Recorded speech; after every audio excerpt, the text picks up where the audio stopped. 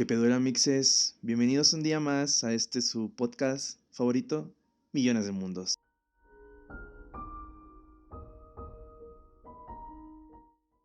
El día de hoy estamos Arly y yo en cabina, pero nos acompaña una tercera voz, la de la razón. Ella va a ser nuestra guía en todo el capítulo, nos va a llevar de la mano en este tema. Ella es Brenda, así que les pido que todos les demos un caluroso recibimiento. ¿Qué onda, Brenda? ¿Cómo estás? ¿Cómo te encuentras? Hola, estoy bien. Me llamo Brenda Sosa, estudié psicología y me encanta el tema. Estoy segura de que se va a poner interesante y quiero que la audiencia extienda la invitación a que se lo tomen como la oportunidad de aprendizaje que es y la apertura de diálogo que imaginamos que puede llegar a ser.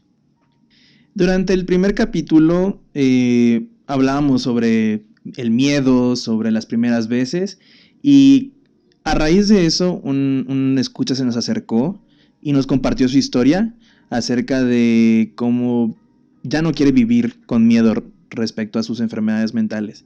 Y este capítulo se lo queremos dedicar a su historia, a compartir lo que él tiene para decir, y por eso está Brenda aquí. Ella nos va a dar un punto de vista más clínico, algo más concreto, más real, y pues esperamos que les guste, ¿no?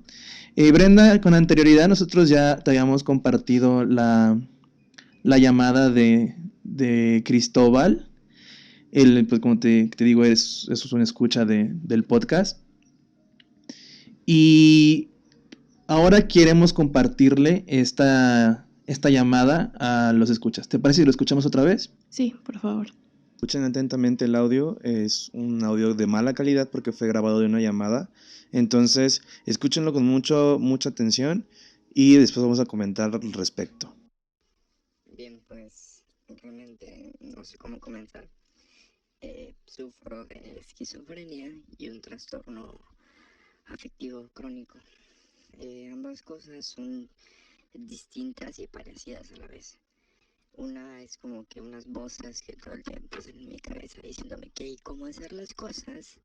Y otra es algo que me da mucha energía, bajones y subones, y cosas mentales bastante extrañas al mismo tiempo. ¿En qué sentido cosas mentales? En el sentido en que, por ejemplo, los sueños nunca son iguales y siempre son una gran fantasía. Y, por ejemplo, cuando yo sueño, puedo sentir dolor, puedo sentir tristeza, puedo inclusive sentir que es tan real que sentir aromas, sabores y demás.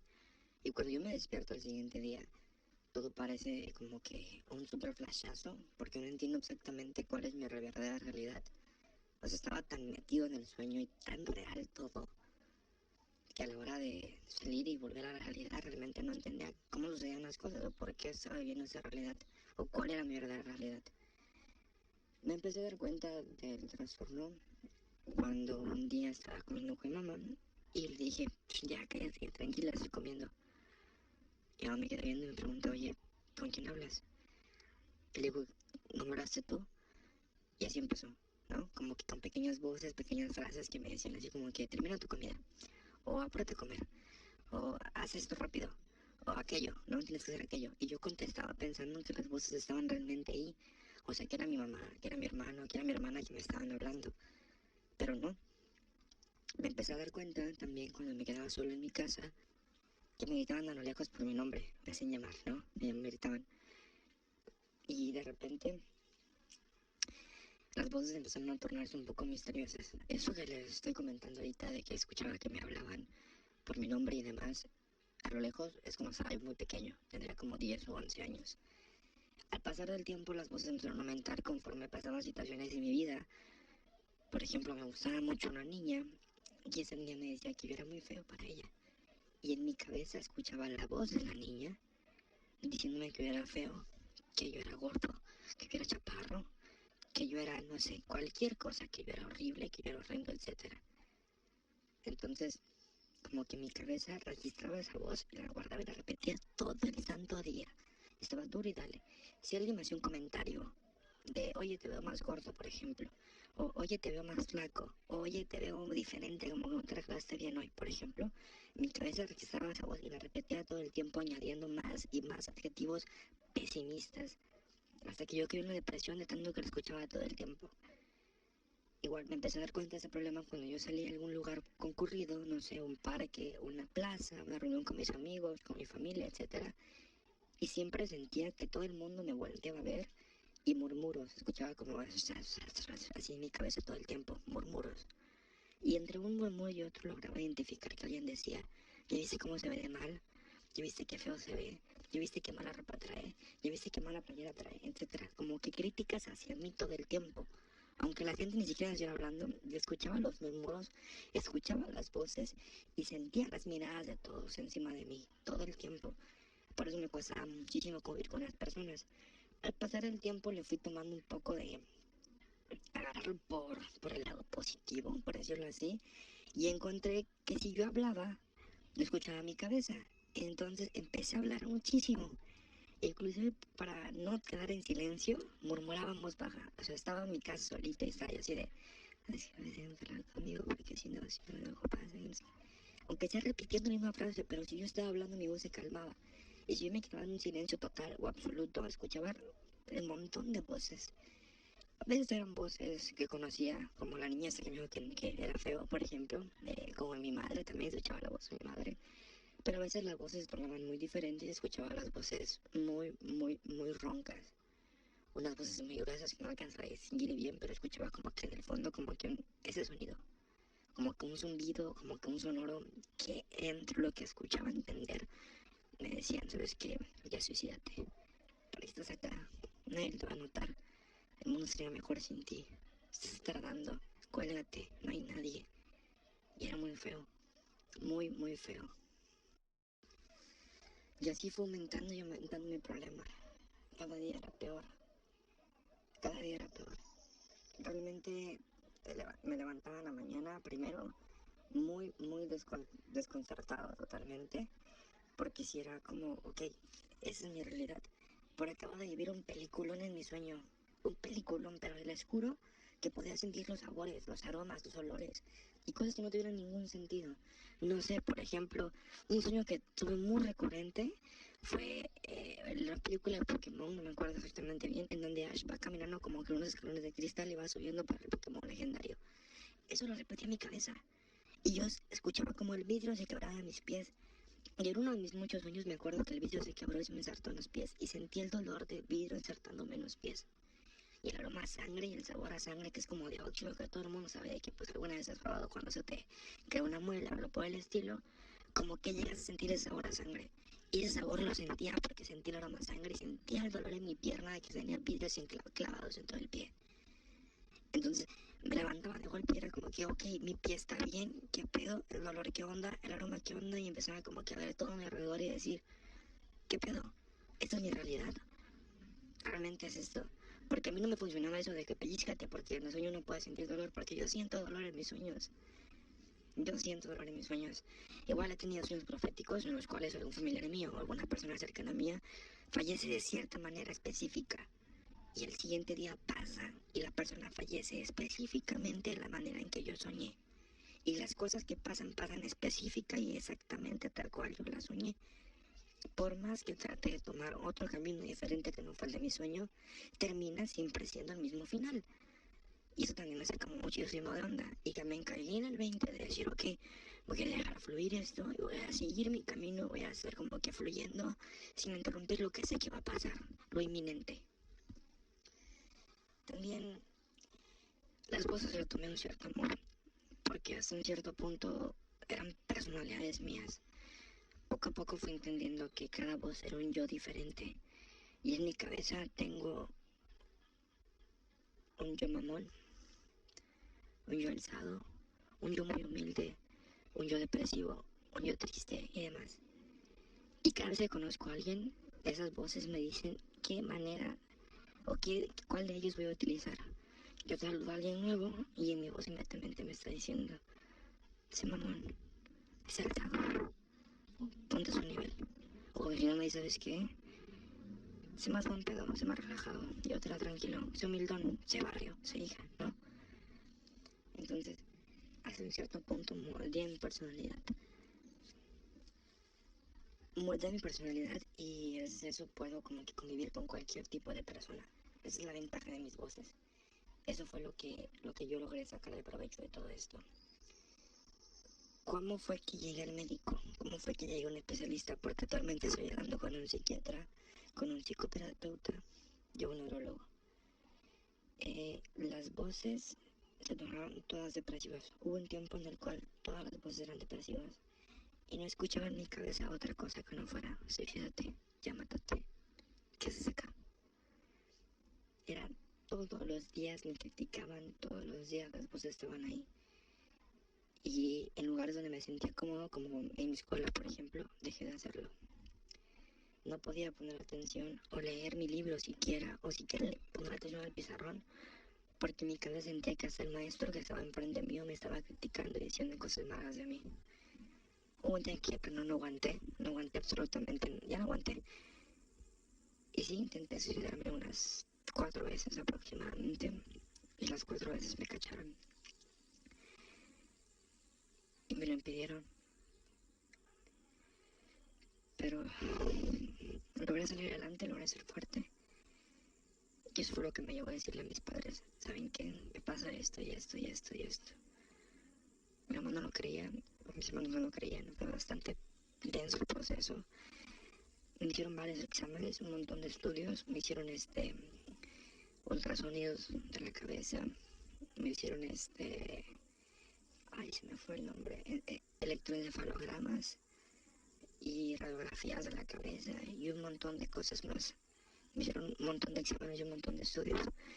Actualmente estoy medicado, tengo antidepresivos, antipsicóticos, somnolíticos y un montón de medicinas más, que como su nombre genérico puede ser quetiapina, escitalopram, ribotril. Son los nombres que me acuerdo ahorita. Pero con las medicinas puedo tener cierto silencio en mi cabeza. No puedo decir que las voces no están, porque sí las escucho. De repente escucho que dicen mi nombre, o que de repente escucho que me están hablando, o de repente siento que mi personalidad cambia bruscamente y no sé realmente quién soy. A la hora de dormir tengo que tomarme 2 pastillas y 3 gotas para poder dormir, no soñar nada y poder descansar. Porque según los especialistas no estoy descansando mientras tengo estos sueños como película, no estoy descansando. Y eso me está afectando muchísimo mi rendimiento porque me dormía cada rato. Llegó un punto en que estaba en un silencio, a las 12 del día, por ejemplo, y como estaba totalmente silencio, yo estaba murmurando para escuchar mi cabeza, pero mi cuerpo estaba demasiado cansado y caía dormido. Y me pasaba en cualquier momento inoportuno, yo me caía dormido. Entonces actualmente sí sobrellevo las cosas con la medicación y resignándome que es algo parte de mí, algo que quizá no pueda quitar y no pueda cambiar. Y a tratar de no caer otra vez en depresión, que en cualquier momento puede ser. Todo el tiempo siento que estoy dependiendo de un hilo en el cual no sé realmente quién soy, no sé realmente qué pasa con mi cabeza, no sé realmente si esta es mi realidad y no sé realmente cuál de todas las voces que escucho en mi cabeza soy yo, cuál de todas realmente soy yo. Porque he platicado con amigos y todos me dicen que siempre escuchan que cada voz está en su cabeza, pero se escuchan así a ellos mismos hablando todo el tiempo en su mente. Pero yo escucho como a 15 yo. Entonces, ¿cuál de todos esos soy yo? ¿Quién realmente soy? ¿Cuál es mi verdadera personalidad y por qué tengo esa personalidad? ¿Cuál es mi realidad? Mi pregunta es, ¿seré la única persona que sufre este tipo de cosas? ¿Cómo puedo vivir con esto? ¿Algún tip, recomendación para no caer en depresión otra vez? Créanme que a veces caigo en depresión muy cabrón y la voz está constantemente bombardeándome y de repente hay una voz en el fondo, muy, muy en el fondo, que me dice: eres un chingón, eres un chingón. Pero está muy bajita, susurrándome únicamente en la esquina del rincón, en el rincón más escondido de mi cabeza. Ahí está susurrándome. Y casi no logro escucharla. Entonces no sé qué recomendación sería para no caer en depresión. Buscar amigos, salir a conocer gente, caminar y explorar no puedo. Pero como comenté antes, el estar con gente en lugares muy concurridos me hace sentir muy incómodo. Siento que la gente me mira, me critica todo el tiempo. Y por más por más que trate de mentalizarme de que soy buena persona y lo que sea, al final de cuentas caigo en lo mismo de que no sé quién soy. Y al final del día caigo en lo mismo de que a la hora de salir, siento que todos me critican porque todo el mundo me ve como que si yo fuera un loco, como si estuviera mal en la cabeza, que quizás sí lo estoy, pero no entiendo cómo la gente lo sabría.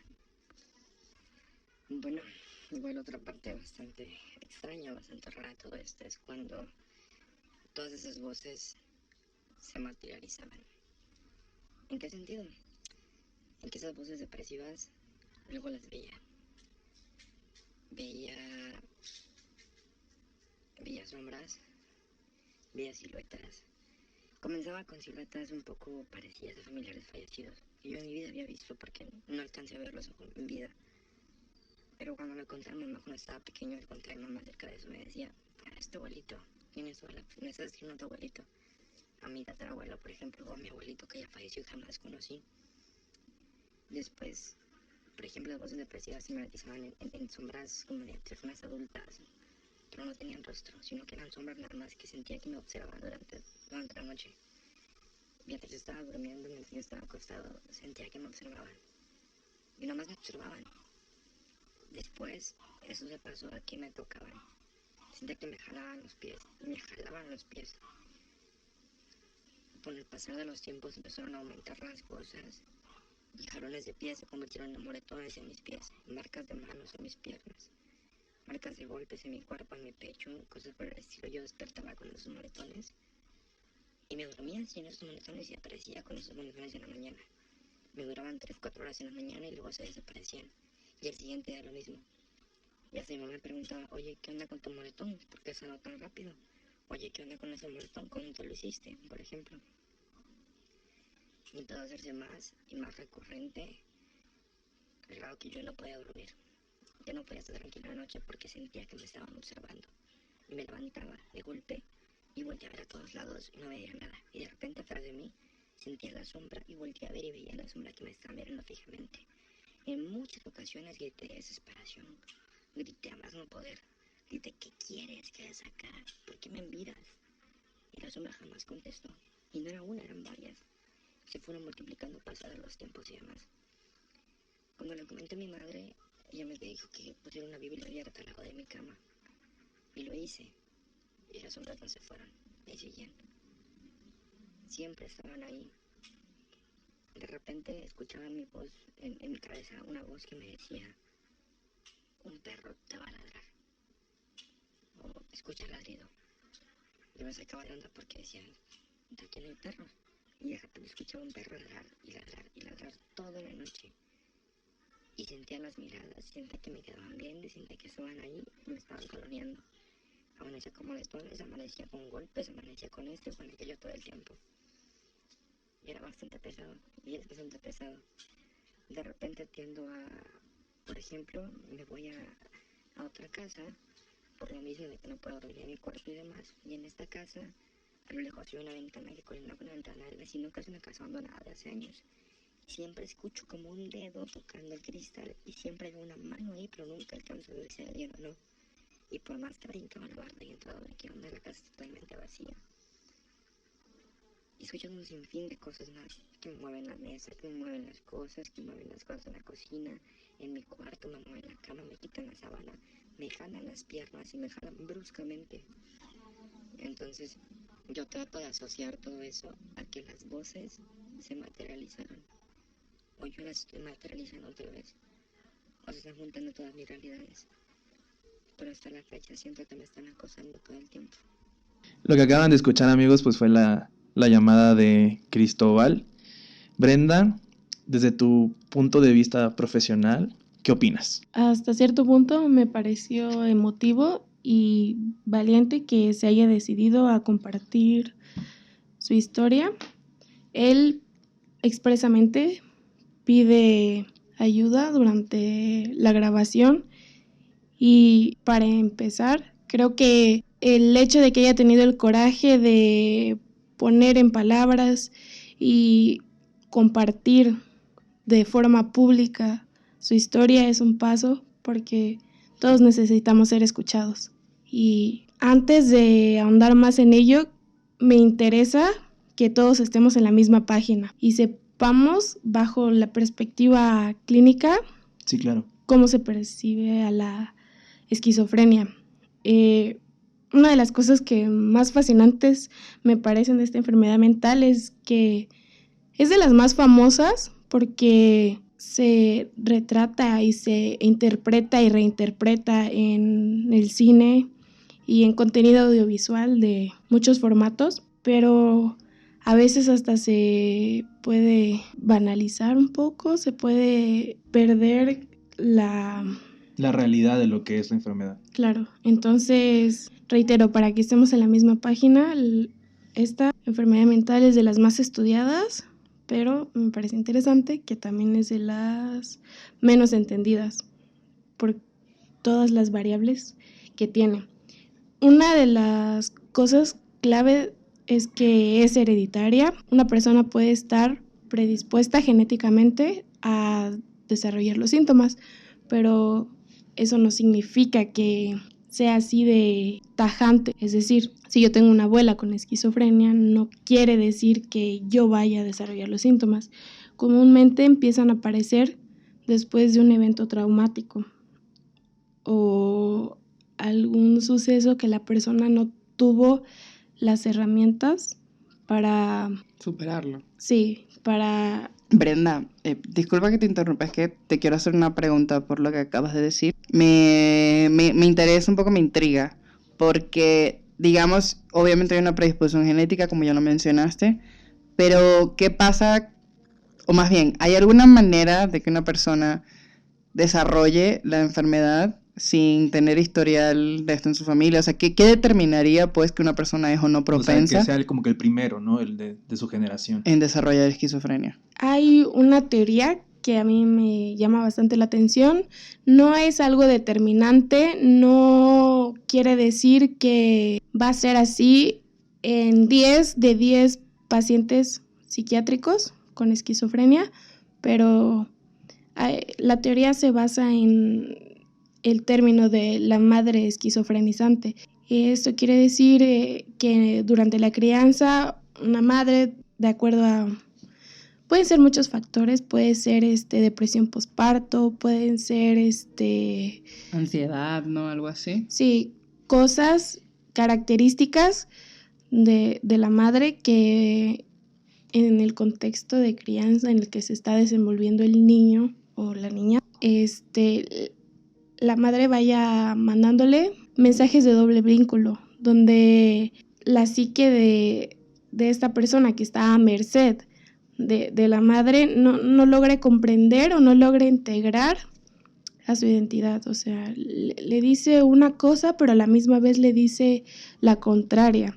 Y esto se puede ver en cosas tan sencillas de la cotidianidad hasta cosas más complejas. O sea que es básicamente como que una disociación de la realidad que percibe como el niño entre lo que realmente le quieren mostrar. Es como, ¿cómo lo puedo poner? O sea, sí, como que hay una disociación entre la realidad que es y la que percibe el niño, ¿no? Como una separación entre una y la otra. Sí, hay una separación de dos discursos que son mutuamente excluyentes.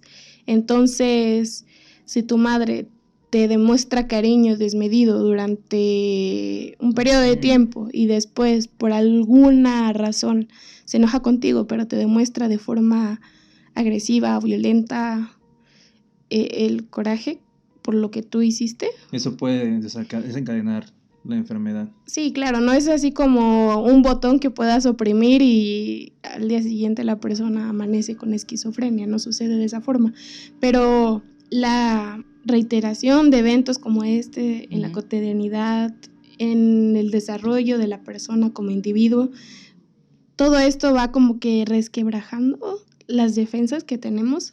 Entonces, sí, es un poco más complejo que eso, pero a la vez es bastante sencillo porque son interacciones del día al día. Claro. Entonces, son personas con las que convives todo el tiempo y la madre, se supone, en esta sociedad occidental es quien protege, ¿no? Quien te cuida, quien da amor. Ese es como el papel. Entonces tú desde niño estás como a la intemperie y la madre es como tu figura, sí de autoridad, pero también de protección, la que te da calidez, la que te da amor. Entonces sucede ahí ese quiebre si de repente hay estos cambios bruscos en el trato. Esto no quiere decir que las madres que regañan a sus hijos están criando a niños con esquizofrenia. O sea, es una cuestión de aparte, ¿no? Lo que viene siendo la educación a algo más fuerte, algo como tú decías, ¿no? De que te demuestra amor desmedido a temprana edad y un día se enoja y te lo demuestra como mucha violencia. ¿Algo así sería? Sí, te repito, es un poco más complejo que eso. Otro ejemplo podría ser que te dé aceptación de la persona que eres. Tú te desenvuelvas libremente en tu hogar y te quieran simplemente porque eres su hijo. Eso es lo que esperamos de nuestra familia y eso es lo que comúnmente recibimos. Qué fuerte. O sea, bueno, no sé si esta aportación tiene mucho sentido esta que voy a hacer ahorita, pero yo acabo de terminar un libro de Erich Fromm. No tiene mucho que ver con el tema que estamos abordando, es el arte de amar. Pero, o sea, lo que Erich Fromm explica es como la manera en la que aprendemos a amar o la manera en la que percibimos lo que es el amor. Y obviamente, obviamente tiene muchísimo, o tiene todo que ver más bien con el ambiente en el que venimos, cómo nos criaron, cómo nos demostraron nuestros papás, nuestra mamá, sobre todo porque en principio es la relación más fuerte. O sea, no es que un papá sea más importante que el otro, pero es la relación más fuerte que el niño forma, porque pues naces de las entrañas de tu mamá y todo ese proceso es una unión irrevocable, y pues tu mamá también te da de su pecho, es como el estandarte de lo que tú entiendes como protección, como amor, como cariño, ¿no? Entonces tiene todo el sentido del mundo que las actitudes de tu mamá desemboquen en tu manera de ser o tu manera de actuar. Esto se debe principalmente a la cercanía, el tiempo que comparten juntos, y actualmente se están cambiando un poco los roles, se están modificando, se están evolucionando de formas diferentes, pero muchas de las teorías psicológicas, en especial de autores del siglo pasado, tienen esa premisa. Ahora, basándonos en la historia que nos compartió Cristóbal, que pues ya la escuchamos todos, ¿qué opinas tú? ¿Qué crees que sucede ahí? Identifiqué varias características que me llamaron la atención. Es claro que esta persona tiene ideas de autorreferencia. Esto quiere decir que piensa, percibe que las personas a su alrededor están hablando de él cuando probablemente cada uno está viendo sus propios asuntos. ¿Me explico? Así se le denomina en psicología, ideas de autorreferencia que pueden llegar a estar en un extremo patológico porque, digámoslo de una manera sencilla, te quitan paz. O sea, muchas veces podemos pensar que alguien nos vio de cierta manera o que alguien estaba hablando de nosotros. O quizás nos dimos cuenta y quizás sí sucedió, pero no es algo que interrumpe nuestras tareas de la vida diaria. Es como un pensamiento atrás en la cabeza o quizás sí nos preocupa, pero no llega a ser paralizante. Es interesante porque hay como falta de percepción del self, del yo, y también una falta de integración de su vida psíquica. Con esto quiero decir que se descubre a sí mismo a través de otras personas. Nosotros, como seres humanos, tenemos la capacidad de percibir cómo nos vemos, cómo nos sentimos y cómo somos. Podemos describirnos a nosotros mismos diciendo, no, yo soy una persona enojona, yo soy una persona bastante alegre, yo soy una persona rencorosa. Tenemos esta capacidad de voltear la mirada a nosotros mismos para eso, para describirnos. Esto nos permite conocernos y posteriormente interactuar con las personas que nos rodean. Cuando no somos capaces de percibirnos, tomamos elementos externos que no nos pertenecen y puede llegar a herirnos permítanme desarrollar la idea. Si yo no tengo la capacidad por ejemplo, de percibirme como persona, estaré más a merced de las opiniones que puedan tener otras personas de mí. Lo que alguien de afuera pueda soltar como comentario. Y yo puedo no estar listo para recibir ese comentario. Puede llegar a herirme. Entonces, eso es algo que noté en él, que hablaba de la niña, ¿no? Que le había dicho que era feo. Que era feo y que, o sea, esa voz se quedó con él. Sí. Y entonces eso es lo que le generó depresión, ¿no? O sea, a base de esos comentarios que escuchó en su vida. Sí, pudo haber sido un shock muy fuerte el hecho de que él no se hubiese, por ejemplo, percibido a sí mismo como feo. O quizá él ni siquiera sea feo, y ese no es el tema. El tema es que le hirió la percepción que otra persona tuvo de él. O sea, tomó la realidad de otra persona y la hizo suya, pues, la abrazó. Ajá. La abrazó Sí. y ya no la soltó. Y nosotros muchas veces tenemos el criterio de desechar ese tipo de comentarios porque sabemos que no son verdad. O quizás sean verdad, pero tenemos las defensas psíquicas necesarias para que no nos quebremos. Y entonces él se quebró. Entonces es como de decir, o sea, puede que yo sea el ser más repugnante del mundo en la conciencia colectiva, sin embargo, yo digo, no mames, estoy hermoso. Entonces, aunque alguien me venga y me diga, hey, sabes que estás bien culero, pero yo digo, no, sabes que yo estoy bien precioso. O sea, tengo como que el criterio suficiente para no dejarme destruir por esos comentarios, ¿no? Sí, y no tanto como el criterio, sino como la fuerza psíquica de que no te quiebre un solo comentario. Le depositó demasiado significado a ese solo evento y eso está ya en el espectro quizá patológico, porque no podemos en la vida detenernos en comentarios así. Si no, imagínate, cada uno recibe críticas, burlas durante su desarrollo y... Es el día al día tener esas críticas, porque al final de cuentas estás conviviendo con personas con distintos puntos de vista, con distintas referencias a lo que es bueno, a lo que es malo, entonces es algo de lo que tienes que estar preparado, ¿no? A la crítica. Sí, una cosa para cambiar, quizá un poco drásticamente de tema, pero todo esto se va integrando, es que me llama la atención la manera en que describe su vida onírica, la manera en que hace descripción de lo que sucede durante el sueño, que resulta mutuamente excluyente quizá. Pero ¿qué es la vida onírica? Como tus sueños, es que no sé. Sí, eso es lo que sucede durante el periodo que permaneces dormido. Como lo que pasa en tu inconsciente. Claro, cuando estamos, según premisas del psicoanálisis y más que nada de la premisa de entender la psique desde la psicodinamia del yo, ello, superyo, el consciente, el inconsciente, se entiende que tienes acceso al inconsciente a través del sueño. Sí, como que es que es el único momento que la mente se calla por completo, ¿no? Y permite esa parte que no puedes escuchar todo el tiempo ser. Hay varias vertientes a esta forma de entendimiento del inconsciente, pero la premisa fundamental o la premisa base es esa, que, repito, durante el sueño tenemos acceso al inconsciente y es no solo acceso al inconsciente, sino es el hecho de afirmar de que existe una vida inconsciente en nuestra mente, lo que me parece fascinante porque hay pensamientos, emociones, motivos en el fondo de nuestra cabeza de los que no estamos enterados.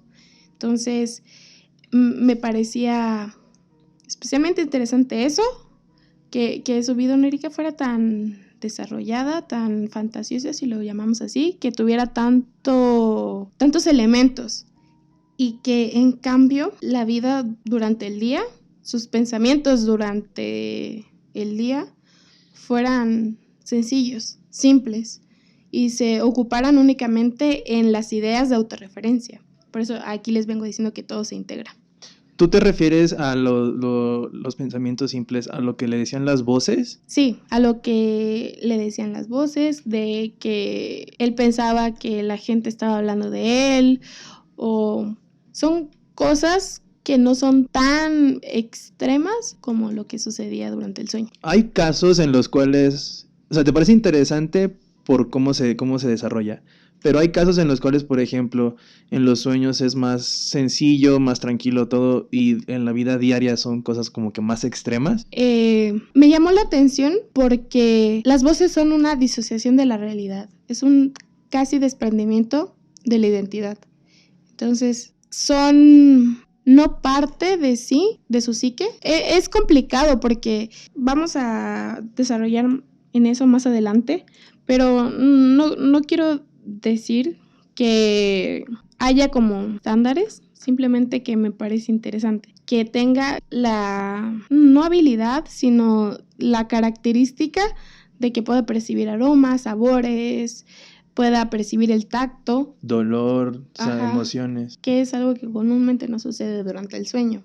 Claro. Por más avanzada que sea la etapa o del sueño o más profundo, no es común. Sucede, pero no es la regla. Entonces, es una cosa como, no sé cómo decirle, el hecho de que suceda todo esto tan exponenciado, tan en grandes proporciones, y que la vida diaria sea tan calmado y tan únicamente centrado y especialmente centrado en las ideas de autorreferencia. Bueno, otra cosa con la que se va a ir hilando todo es que me llamaron la atención cuando hablaba de los murmullos, de que él quería acallar las voces de su cabeza. Entonces empezó a murmurar para sí mismo. Muchos pacientes de esquizofrenia lo que quieren es callar las voces porque no las conciben como parte de sí mismos. Lo interesante del caso es que él percibe a las voces como parte de sí, como fragmentos de su identidad. Y el común denominador de un paciente psiquiátrico diagnosticado con esquizofrenia es esta, de que las voces le son ajenas, son agentes externos completamente que quieren acallar. Entonces, en el relato él describe cómo interactúa quizá un poco con las voces y sí busca silenciarlas porque no le dicen cosas especialmente buenas o le dicen cosas que le asustan así, pero de todos modos las percibe como parte de su identidad. No como su yo completo, pero sí como un yo complementario. Me llamó también la atención el hecho de que él dice que cuando empezó como a darse cuenta de lo que estaba sucediendo era porque estaba comiendo con su mamá y de repente él decía, no, que estoy comiendo o algo así. Y eso, bueno, a lo que yo entiendo dentro de mi ignorancia es de que eso no, esa voz que escuchaba él no formaba parte de él y él no la reconocía como un fragmento de su ser. Claro, sí. Él avanza en este proceso, en la aparición de las voces y las integra como parte de sí. Pero de un inicio fueron como un... O sea, no es como que él empezó a escuchar las voces y él sabía que eran fragmentos de sí mismo. O sea, él, con el proceso del paso del tiempo, él empezó a implementar esas voces en su vida diaria y en su forma de ser como individuo. Esa impresión me da a través del relato. Ok. Claro, si escuchamos voces adentro, me pregunto, debería de como desarrollar más en la descripción de determinadas voces, pero esa impresión me da de inicio y únicamente escuchando el relato. Que aparecieron le causó conflicto, pero a través de que seguían ahí, pues las empezó a integrar como parte de sí. Una cosa que también me pareció interesante es que sí tiene problemas de adaptación, pero no presenta conductas desadaptativas. ¿A qué me refiero con esto? El común denominador, otra vez, de el paciente psiquiátrico diagnosticado con esquizofrenia es que sea como, llamémosle excéntrico, como con características de comportamiento, de personalidad, con cosas que diga que estén fuera de lugar, gritos, como demasiado output en el mundo que saca de onda, o sea, que está completamente fuera de lugar y fuera de contexto. Entonces, de esa manera se identifica un paciente. No es la única manera de identificar a uno, pero es la manera en que te puedes dar cuenta.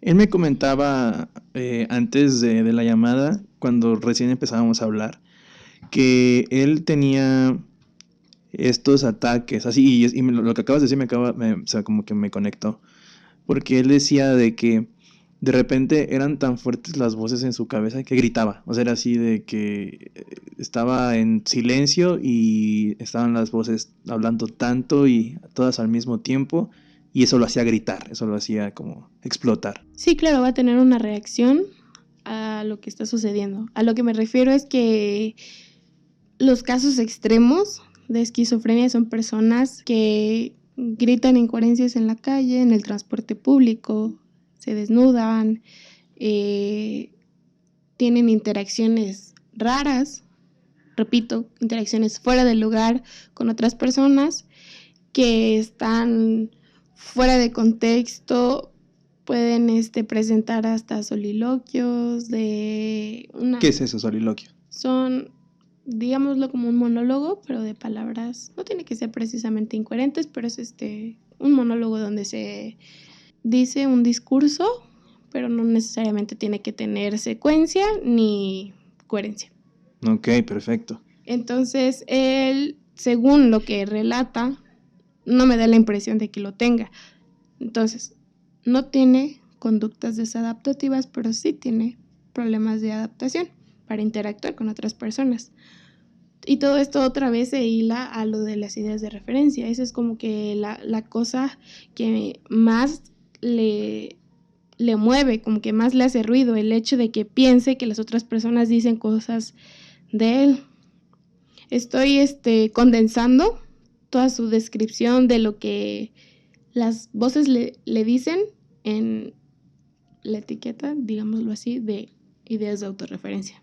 Ok, perfecto. Ese es casi el último punto de lo que me llamó la atención y de lo que creo que arroja un poco de entendimiento más completo de lo que implica la enfermedad mental de este trastorno en específico. Me pregunto si él tuvo episodios de fuga o episodios de ausencia, de pérdida de la memoria o pérdida de la atención. Él no lo describe de esa manera, él no hace alusión de nada de eso, pero si estuviéramos en un contexto clínico, en un dispositivo terapéutico determinado, esa sería como que mi forma de proceder. Pero como indagar más en si él estuvo completamente consciente durante todo lo que describe, si hubo quizá eso, episodios de fuga o de ausencia. Y hay algo que me llamó mucho la atención, que él habla sobre los moretones, lo de las sombras, o sea, todas estas cosas que estaban en su cabeza, pero que terminaron por materializarse. Habla sobre que la Biblia abierta ahuyentó a las sombras y todo eso. Entonces, es algo que a mí me llama mucho la atención porque, o sea, no sé si ustedes saben, amigos, pero muchas veces en la antigüedad, incluso hoy, hasta el sol de hoy, muchas personas por su contexto religioso, por la cosmovisión que tienen del mundo, relacionan la esquizofrenia y las voces y todo esto con posesiones satánicas, ¿no? Está muy vinculado a mitos, a leyendas. Entonces, eso fue lo que me llamó particularmente la atención de su historia, que él hablaba sobre esto, sobre la materialización de sus miedos y la materialización de las voces, ¿no? A mí, no sé, como que igual me pone a pensar un poquito eso porque... O sea, a mí me gusta a veces analizar todo el pedo, o sea, y con todo el pedo me refiero a literal, el mundo, la existencia, como lo quieran ver, a través de mi propia percepción o de cómo yo me siento, ¿no? En general, o sea, para mí las emociones son algo importante. No siempre fue así, o sea, yo pasé mucho tiempo en esta sombra, en no escucharme o no escuchar a los demás. Entonces, me gusta en este momento de mi vida prestarle atención como a esas cosas. Y el año pasado, en general, yo desarrollé una condición que no es ni permanente, o sea, es algo con lo que yo jamás había experimentado, y es la colitis, ¿no? La colitis nerviosa, no me acuerdo cuál es el nombre completo de la enfermedad, pero básicamente es que el colon se te inflama y está más que nada vinculado a situaciones de estrés. O sea, cuando tú estás estresado, cuando tú estás en tensión, el colon se inflama. O sea, es una respuesta física de lo que tú estás sintiendo. Entonces, ¿por qué menciono esto? Porque me parece importante, porque yo repito que es algo con lo que yo nunca había sufrido. Estaba yo en una situación no tanto de estrés per se como de tensión, sino estrés emocional. O sea, estaba yo pasando por cosas que eran medio fuertes y yo creo que ni siquiera lo estaba externando tanto, no le estaba prestando tanta atención, que chance fue una manera que tuvo mi cuerpo de desahogarse, ¿no? Entonces, como yo nunca había experimentado con la colitis, era bastante ignorante. Una vez que ya los dolores me hicieron llegar a emergencias y yo, again, quizás fue exagerado de mi parte, pero como era un dolor que yo nunca había experimentado y de verdad fue un dolor bastante intenso, pues yo me asusté, ¿no? Yo pensé que tenía una apendicitis o que me estaba muriendo, no sé.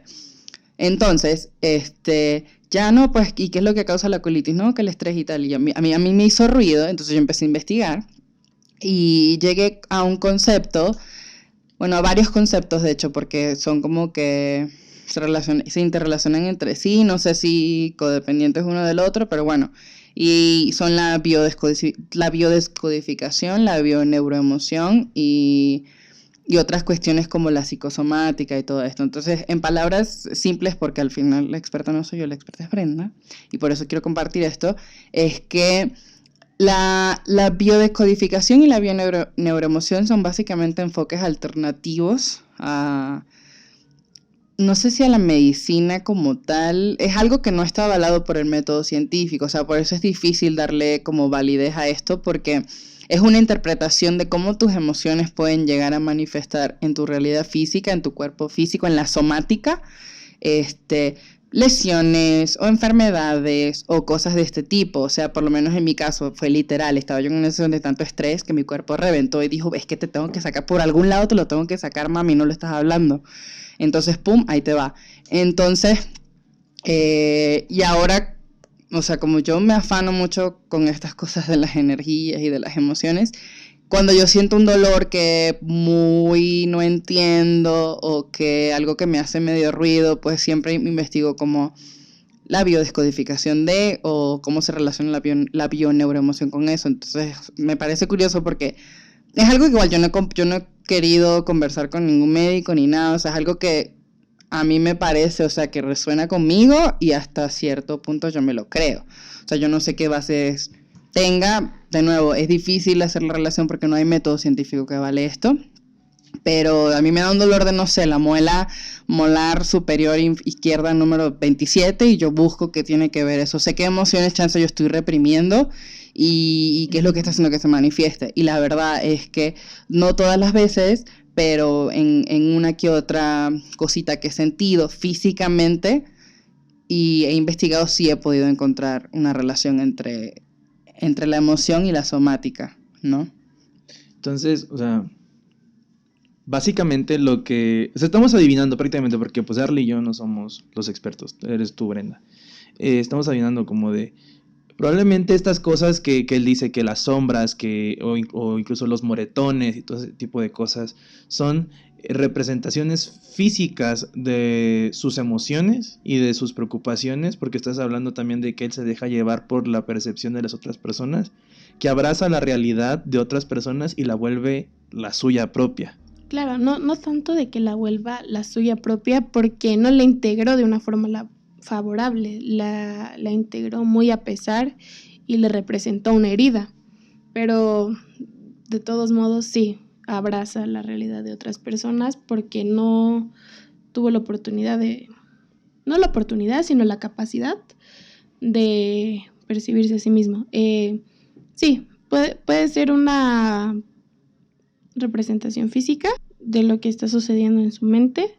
No lo afirmaría como muy segura. Como algo concreto. Pero en una visión general, o sea, que no va completamente junto con lo que estudiaste y lo que te has especializado, pero ¿cuál es tu percepción, o sea, en general? ¿Sí percibes alguna relación entre lo emocional y lo físico? ¿Si hay alguna...? Si es posible que llegue a suceder. Sí, claro, es completamente posible. Es arriesgado afirmar que este es el caso, Ajá. pero sucede. Las personas no prestan atención a sus emociones, a los sentimientos, a los motivos que tienen, a todo el ruido que está sucediendo en su cabeza, y esa energía acumulada que bulle dentro de ti, entonces tiene que buscar una salida de escape, y a veces es el físico. cuerpo. Ajá. Uh-huh. En psicoterapia, una de las maneras más comunes es convertir en discurso tu relato, ponerle palabras, nombrarlo, definirlo, describirlo bien. O sea, escribir cómo te sientes, lo que te está sucediendo, lo que traes adentro. Ser capaz de... materializarlo. Sí, como que desenredar esa maraña de pensamientos. Entonces, al hablarlo, al contarlo, al ser escuchado, se te quita el peso de encima, es así como comúnmente lo decimos. Nosotros le denominamos catarsis porque tienes esa descarga de energía. Puedes llorar y es el darte cuenta, porque al hablarlo de esa forma te das cuenta y tú mismo llegas a una solución, tú mismo entiendes y llegas a una comprensión más, sí, profunda, pero más acertada de lo que estabas viviendo. Entonces, eso en lo que pasa en la mente, te digo. Pero cuando se extrapola al cuerpo es más complejo, se vuelve más complejo y ya es un trabajo interdisciplinario para poder tratar con personas así, para poder identificar a personas que están pasando por un proceso así. Algo que sí identifiqué en lo que nos contaba Cristóbal era que desde una perspectiva completamente clínica, no desde una perspectiva humana, no lo digo yo como desde Brenda, sino lo digo desde una perspectiva clínica, el hecho de que él se sintiera seguro al abrir la Biblia y que él hubiera afirmado que desapareciera después de eso, puede funcionar quizá como un efecto placebo y también es una suposición arriesgada, pero altamente plausible. Pero que está, o sea, que va con lo que estamos diciendo, ¿no? Al final no es la misma emoción, pero es como algo, tú sientes algo y lo puedes percibir así. Entonces, si en el momento tú percibes que para liberarte de cierto dolor o cierto pensamiento negativo, no sé, en este caso para él fue la Biblia, ¿no? Y en efecto, o sea, lo hizo liberarse de, es porque su mente así lo percibió, ¿no? Porque esa fue su solución. Eso fue lo que sintió en el momento. Ajá. Y como lo sintió, pues lo hizo real. Ajá, claro, aquí hay dos polos, dos posiciones, la experiencial y lo que nosotros desde la clínica podríamos denominar efecto placebo, que es lo que probablemente sucedió, pero no le quita, ¿cómo decirlo?, mérito a lo que él pudo haber experienciado, a lo que él vivió. Y ahora, Brenda, para ir cerrando este capítulo, ¿qué consejo le darías tú a Cristóbal? O sea, él ya está yendo con un especialista, le está tomando sus medicamentos, como nos menciona, uh-huh, pero pues todavía tiene como que ciertos problemas ahí, ¿no? Para controlar pues, todos los efectos que causa su enfermedad. ¿Qué recomendarías tú a personas como Cristóbal que viven esto todos los días? A veces sabemos que tenemos un problema, pero no sabemos los pasos como para ir solucionando este problema.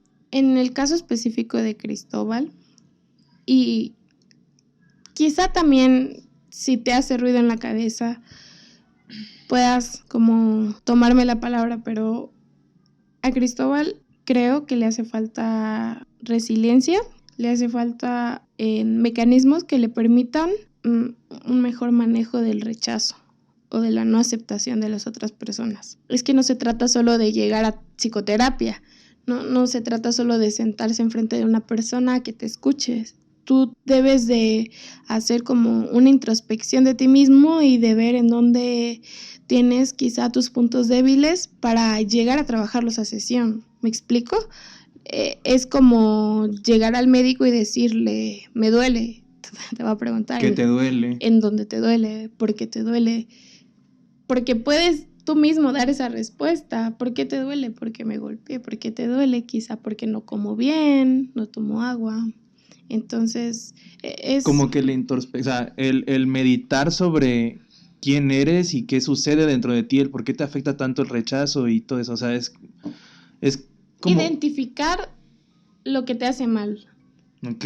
Y ya cuando identificas lo que te hace mal, se te hace más fácil no perpetuarlo en tu vida, ¿no? Ajá. Sea de manera emocional y física, ¿no? Ya en un contexto un poquito diferente. A veces hacemos cosas que sabemos que físicamente no nos hacen bien y lo hacemos con conciencia, pero sin conciencia de lo que estamos haciendo como a fondo, ¿no? Y pues creo que eso sería todo, Brenda. Muchísimas gracias por estar aquí con nosotros, con compartir tu sabiduría y todos tus conocimientos. ¿Cómo te encontramos en redes sociales? Brenda Sosa, en todas partes. Así que vayan a checar sus redes de Brendita. Arly, ¿cómo te encontramos a ti en redes sociales? Yo soy Arly Mars, con ese al final. Y pues ustedes ya saben que yo soy el Meis, me pueden encontrar en Instagram con @damiceli, sería tha.miceli, MICELI. Y pues antes de irnos, unas recomendaciones, amigos, ¿qué tal? ¿Tienes algo que recomendar, Brenda? ¿Algo que te llame la atención? ¿Algo que te haya gustado en esta semana y que digas, me gustaría que lo vieran? Puede ser cualquier cosa, hasta un meme, así buscan el meme de sí, ya, chingada, no sé. Estuve volviendo a ver Breaking Bad y tiene escenas joya. Sí, ahorita que estamos en cuarentena, dense ahí la oportunidad de volver a ver los capítulos que más les hayan gustado. Y si no la han visto, por favor, es parte de la cultura popular. Véanla. Yo les quiero recomendar una película que de Shook me encantó, se llama El Cubo, es de 1998, está buenísima, está completa en YouTube, está en castellano, watchenla, les va a gustar, es parecida a la del Hoyo y esa sería mi recomendación. Yo hace rato hablé de un libro que acabo de leer, se llama El arte de amar, y no sé si es muy responsable recomendarlo porque pues es parte del trabajo de Eric Fromm y aunque es una obra independiente, detalla puntos que ya había tocado en obras anteriores, no es como un resumen de lo que había dicho, pero enfocado como al amor, y no al amor romántico per se, sino al sentimiento, a la actitud que es amar. Entonces es un libro muy, muy bonito. Y la mente sana también, please. Entonces eso sería todo por nosotros, amigos. Gracias por escucharnos, gracias por prestar atención. Esperemos que se las pasen muy bien, manténganse seguros y un beso a todos. Peace out, motherfuckers.